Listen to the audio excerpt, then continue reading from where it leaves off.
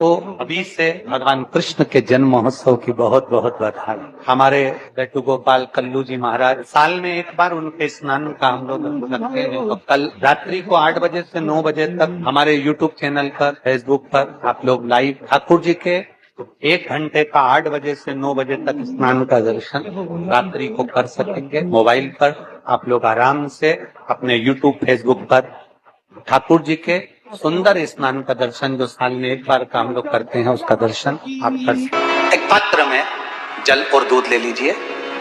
तो कहोगे गुरुजी ये कथा कहाँ से निकाल के लाए हो? तो विष्णु पुराण में से आप उसको स्मरण कर सकते हो। काय में से? विष्णु पुराण में से। एक पात्र में देसी गाय का दूध, जल उसमें रखकर, और आपके यहाँ अगर लड्डू गोपाल हो, यदि आपके घर में ठाकुर जी हो, लड्डू गोपाल हो, विष्णु जी का कोई स्वरूप हो, श्री हरि का कोई स्वरूप हो, तो उस पर आप संध्या के समय पर दुर्वा डालकर, उस दुर्वा से अगर लक्ष्मी जी के नामों का 108 बार उच्चारण कर कर, घी का दिया लगाकर, कैसर के चावल साथ में रखकर केवल उस जल का और दूध का मात्र छींटा देते हो, तो उसके घर में कभी लक्ष्मी की कमी नहीं आ सकती, संपदा बढ़ती चली जाती है। 108 बार लक्ष्मी के नाम का मात्र उच्चारण कर लेने पर, भगवान विष्णु के चरणारविंद पर, भगवान विष्णु के चरणों पर केवल उस दुर्वा का, जल का, दूध का सिंचन कर देने से भी लक्ष्मी की वृद्धि होती है। आपके घर में छोटे से ठाकुर जी हैं, आपके घर में छोटा सा कन्हैया है, और छोटे से कन्हैया जो पुराने समय का है, उसको नेत्र भी लगाने की जरूरत नहीं है, क्योंकि उसके नेत्र हैं। और मान लो तुमने इतना बड़ा कन्हैया ले लिया, तो अरे बोलो तो जम के जरा, और उसका कोई एक नेत्र कहीं गिर गया, एक नेत्र कहीं चले गया, तो फिर दूसरा नेत्र लगाना पड़ेगा कि नहीं लगाना पड़ेगा? और अगर एक नेत्र पर रखोगे तो अच्छा लगेंगे कि ठाकुर जी? नहीं। तो नेत्र होना, जितनी बड़ी मूर्ति होती है, जितना बड़ा स्वरूप होता है, जितना बड़ा शिवलिंग होता है, जितनी बड़ी मूर्ति की स्थापना होती है, उतनी उसमें सेवा की और भाव की जरूरत पड़ती है। भगवान विष्णु ने जाते हुए शिव बाबा को देखा। शंकर भगवान से, भगवान नारायण ने कहा आप कुछ कहेंगे नहीं? भगवान शंकर कहते हैं नारायण चिंता मत करो, ये बद्रिकाश्रम में जो आएगा चने की दाल चढ़ा कर जाएगा, चने की दाल को मंदिर के पीछे बैठकर ओम नमः शिवाय बोलकर जो नारायण को समर्पित करेगा, उसके मनवांचित फल को मैं 3 महीने में पूरा कर दूंगा, उसके मन की कामना को मैं 3 माह में पूर्ण कर दूंगा। आज भी नियम है, चने की दाल को लेकर जाते हैं, बद्रिकाश्रम के मंदिर के पीछे बैठकर चने की दाल को लेकर ओम नमः शिवाय का जाप करते हैं। 7 बार ओम नमः शिवाय बोलकर चने की दाल वापस घूमकर भगवान विष्णु को समर्पित करी जाती है, तो 3 महीने में मनोकामना पूरी हो जाती है। भगवान की मूर्ति जितनी छोटी होगी उतना सुख देती है, जितनी बड़ी हो जाएगी उतने लाड़ की जरूरत पड़ जाएगी, उतने लाड़ की जरूरत, जितनी छोटी। अब आप कहोगे गुरुजी तुम इतनी बड़ी बड़ी बातें करते हो, तुम्हारे ठाकुर जी भी तो देखो कितने बड़े। आपको मालूम होगा कि इंदौर में कथा थी, बहुत साल पहले, 20 साल पहले की बात होगी, 20-22 पहले की। इंदौर के सेठ जिनके पास में ठाकुर जी थे, और उनके कोई गुरुजी, अब गुरुजी तो गुरुजी होते हैं, उन्होंने कह दिया इतनी बड़ी मूर्ति घर में नहीं होना। अब उनको कह दिया कि इतनी बड़ी मूर्ति घर में नहीं होना चाहिए, तो वो इनको नर्मदा जी में विसर्जन के लिए लेकर जाने लगे या कहीं देने के लिए जाने लगे।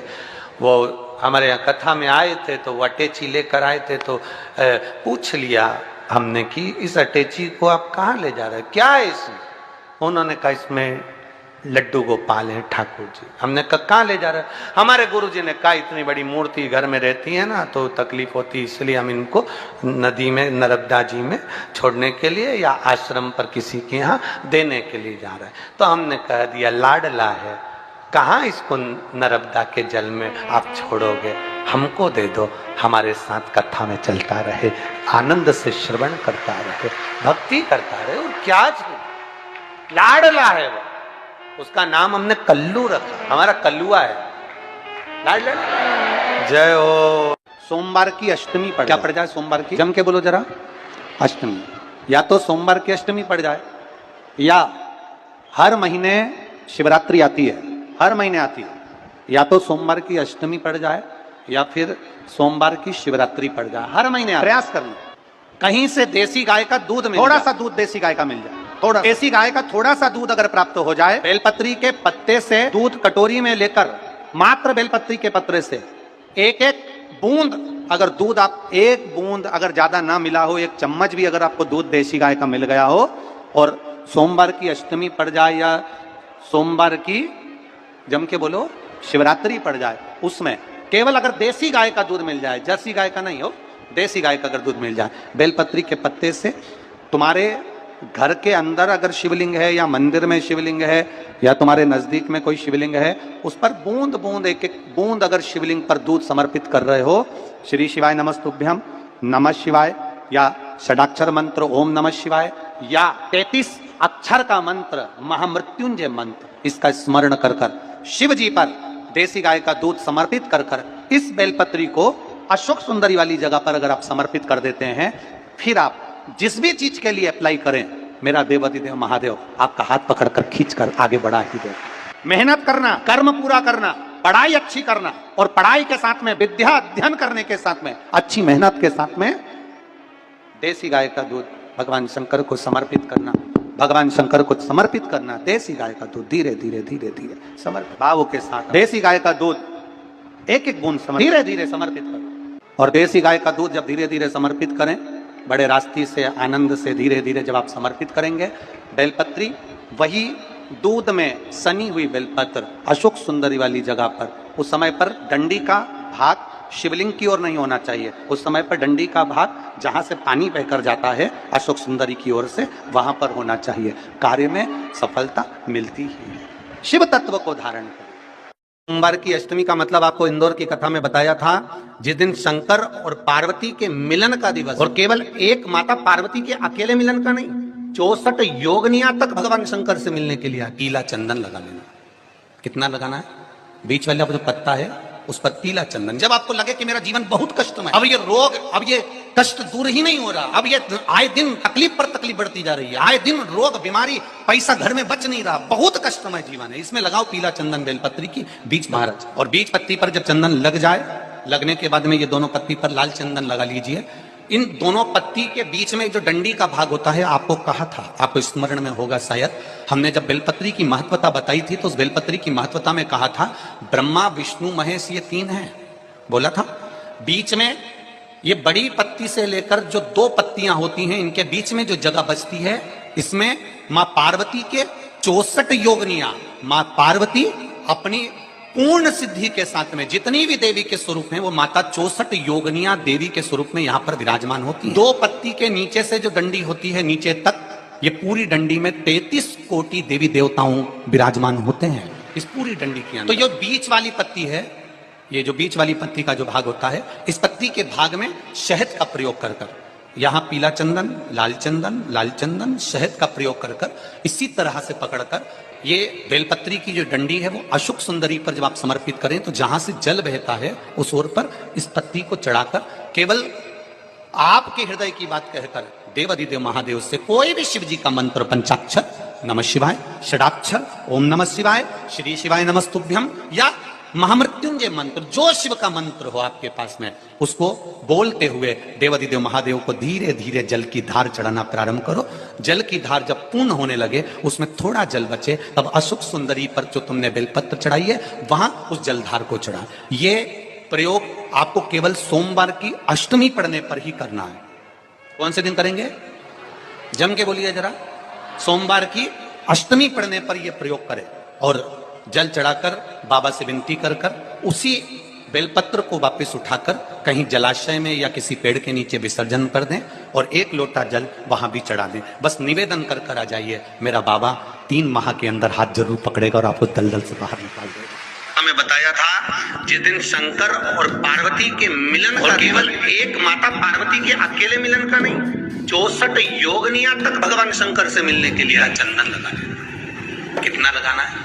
बीच वाला जो पत्ता है उस पर पीला चंदन। जब आपको लगे कि मेरा जीवन बहुत कष्ट, अब ये रोग, अब ये कष्ट दूर ही नहीं हो रहा, अब ये आए दिन तकलीफ पर तकलीफ बढ़ती जा रही है, आए दिन रोग बीमारी, पैसा घर में बच नहीं रहा, बहुत कष्टमय जीवन है, इसमें लगाओ पीला चंदन बेलपत्री की। और बीच पत्ती पर जब चंदन लग जाए, लगने के बाद में ये दोनों पत्ती पर लाल चंदन लगा लीजिए। इन दोनों पत्ती के बीच में जो डंडी का भाग होता है, आपको कहा था, आपको स्मरण में होगा शायद, हमने जब बेलपत्री की महत्वता बताई थी तो उस बेलपत्री की महत्वता में कहा था ब्रह्मा विष्णु महेश ये 3 हैं। बोला था। बीच में ये बड़ी पत्ती से लेकर जो 2 पत्तियां होती हैं, इनके बीच में जो जगह बचती है, इसमें माँ पार्वती के 64 योगनियां, माँ पार्वती अपनी पूर्ण सिद्धि के साथ में जितनी भी देवी के स्वरूप हैं, वो माता 64 योगनियां देवी के स्वरूप में यहाँ पर विराजमान होती है। 2 पत्ती के नीचे से जो डंडी होती है नीचे तक, ये पूरी डंडी में 33 कोटि देवी देवताओं विराजमान होते हैं इस पूरी डंडी के अंदर।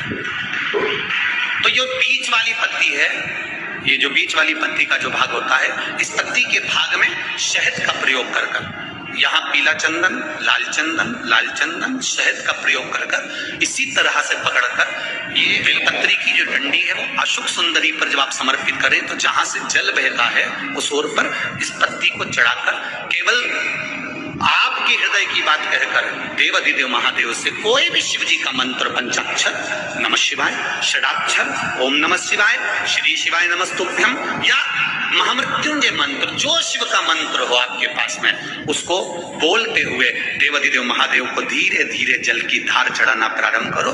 जल की धार जब पूर्ण होने लगे, उसमें थोड़ा जल बचे, तब अशुक सुंदरी पर जो तुमने बेलपत्र चढ़ाई है वहां उस जलधार को चढ़ा।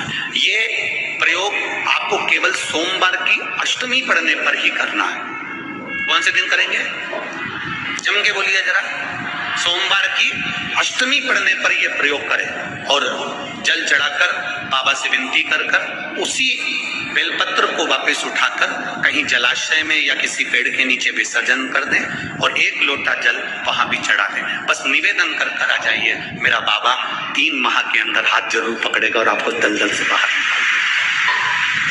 आइए भक्तों, आज सुनते हैं तुलसी माता की चालीसा। यह चालीसा सुनने से होती है हर रोगों से मुक्ति, मिलती है सुख समृद्धि का आशीर्वाद। तो एक बार बोलिए प्रेम से विष्णु भगवान की जय, तुलसी माता की जय, भगवती माता की जय। श्री तुलसी महारानी करो विनय सिरनाय, जो मम हो संकट विकट दीजे मात नसाय। नमो नमो तुलसी महारानी, महिमा अमित न जाए बखानी। दियो विष्णु तुमको सम्माना, जग में छायो सुयस महाना। विष्णु प्रिय जय जयंती भवानी, तिहु लोक की हो सुख खानी। भगवत पूजा करे जो कोई, बिना तुम्हारे सफल न हो। जिन घर तब नहीं होए निवासा, उस पर करे विष्णु नहीं वासा। करे सदा जो तब नित सुमरन, ते ही के काज होए सब पूरन। कार्तिक मास महात्म्य तुम्हारा, जाको जानत सब संसारा। तब पूजन जो करे कुमारी, पावे सुंदर बर सुकुमारी। करे जो पूजा नित प्रति नारी, सुख संपत्ति से होए सुखारी। वृद्धा नारी करे जो पूजन, मिले भक्ति होबे पुलकित मन। श्रद्धा से पूजे जो कोई, भव निधि से तर जावे सोई। कथा भागवत यज्ञ करावे, तुम बिन नहीं सफलता पावे। छायो तब प्रताप जग भारी, ध्यावत तुम्हि सकल चितधारी। तुम्हि मात यत्र तंत्र में, सकल काज सीधे होवे क्षण में। औषधि रूप आप हो माता, सब जग में तब यश विख्याता। देव ऋषि मुनि और तपधारी, करत सदा तब जय जयकारी। वेद पुराणन तब यश ज्ञाया, महिमा अगम पार नहीं पाया। नमो नमो जय सुख कारिणी, नमो नमो जय दुख निवारिणी। नमो नमो सुख संपत्ति देनी, नमो नमो अख काटन छेनी। नमो नमो भक्तन दुख हरनी, नमो नमो दुष्टन मद छेनी। नमो नमो भव पार उतारिणी, नमो नमो परलोक सुधारिणी। नमो नमो निज भक्तन उबारिणी, नमो नमो जन काज सवारिणी। नमो नमो जय कुमति नशावनी, नमो नमो सब सुख उपजावनी। जयति जयति जय तुलसी माई, ध्याऊ तुमको शीश नवाई। निर्जन जानी मोहि अपनाओ, बिगड़े काज आप बनाओ। करूँ विनय मैं माते तुम्हारी, पूरन आशा करूँ हमारी। शरण चरण कर जोड़ी मनाओ, निस दिन तेरे ही गुण गाऊं। करहु मात यश अब मोह पर दाया, निर्मल होए सकल मम काया। मांगू मात या वर दीजे, सकल मनोरथ पूरन कीजे। जानू नहीं कुछ नेम उचारा, क्षमहु मात अपराध हमारा। 12 मास करे जो पूजा, ताशम जग में और न दूजा। प्रथम ही गंगा जल मंगवावे, फिर सुंदर स्नान करावे। चंदन अक्षत पुष्प चढ़ावे, धूप दीप नैवेद्य लगावे। करे आचमन गंगा जल से, ध्यान करे हृदय निर्मल से। पाठ करे फिर 40 की, स्तुति करे माते तुलसी की। यह विधि पूजा करे हमेशा, ताके तन नहीं रहे कलेशा। करे मास कार्तिक का साधन, शोभे नित्य पवित्र सिद्ध होई जाई। है यह कथा महासुखदाई, पढ़े सुने सो भव तर जाई। यह श्री तुलसी चालीसा, पाठ करे जो कोई। गोविंद सो फल पावही, जो मन इच्छा होई। तो एक बार बोलिए प्रेम से विष्णु भगवान की जय, तुलसी माता की जय, भगवती माता की जय, सर्व देवी देवताओं की जय।